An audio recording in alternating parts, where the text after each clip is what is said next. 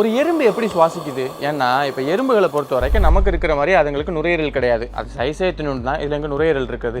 அது போக நமக்கு இருக்கிற மாதிரியான ரத்தம் அதுங்களுக்கு இருக்காது. அதோட ரத்தம் வேற மாதிரி இருக்கும். அப்போ எப்படி இந்த எறும்புகள் சுவாசிக்குது? ஆக்சிஜனை எப்படி உடம்புக்குள்ளே எடுத்துகிட்டு போகுது? இந்த கேள்வி விஞ்ஞானிகளை ரொம்ப நாளாகவே மண்டையை குழப்ப வச்சுக்கிட்டே இருந்துச்சு.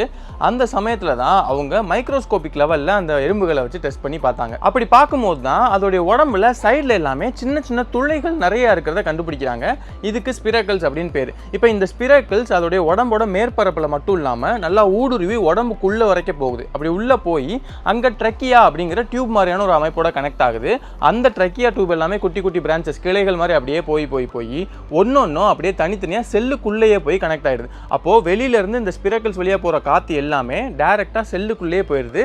அந்த செல் அங்கே தேவையான ஆக்சிஜன் எல்லாம் தனியாக எடுத்துக்கிட்டு மீதி இருக்கக்கூடிய கார்பன் டை ஆக்சைடு எல்லாம் வெளியேற்றிடுது. அதுவே ரத்தம் எடுத்துக்கிட்டோம்னா எறும்புகளுக்கு ஹீமோகுளோபின் இல்லைங்கிறதுனால அது நமக்கு மாதிரி சிவப்பு நிறத்தில் இருக்காது. ஒரு மாதிரி மஞ்சள் நிறமான ஒரு திரவமாக தான் இருக்கும். இதை ஹீமோலிம்ப் அப்படின்னு சொல்கிறாங்க.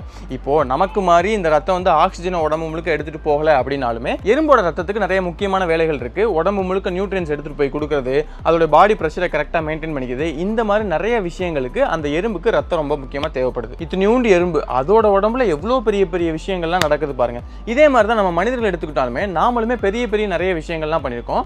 அதில் ரொம்ப முக்கியமான ஒரு விஷயம்னா தஞ்சாவூர் பெரிய கோயில் தான். அந்த பெரிய கோயிலை எப்படி கட்டினாங்க, அதோடைய கட்டுமானங்கள் என்னென்ன தொழில்நுட்பங்கள்லாம் பயன்படுத்தினாங்க, ரொம்ப முக்கியமாக அதோடைய ராஜ கோபுரம் அதுவே அவ்வளோ பெருசாக இருக்குல்ல, அந்த கோபுரத்தை எப்படி அங்கே லிஃப்ட் பண்ணி கொண்டு போனாங்க, இந்த மாதிரியான விஷயங்களை பற்றி ரொம்ப டீட்டெயிலான வீடியோ பண்ணியிருக்கோம். அந்த வீடியோக்கான லிங்க் நம்ம சேனல் லோகோ கீழே இருக்கும். அதை கிளிக் பண்ணீங்கன்னா நீங்கள் அந்த விஷயத்தை பற்றி தெரிஞ்சுக்கலாம். ஆரோக்கியமான வாழ்க்கைக்கு ஆராவில் ஹெல்த் மிக்ஸ் auravil.in வெப்சைட்ல இருந்து வாங்கலாம்.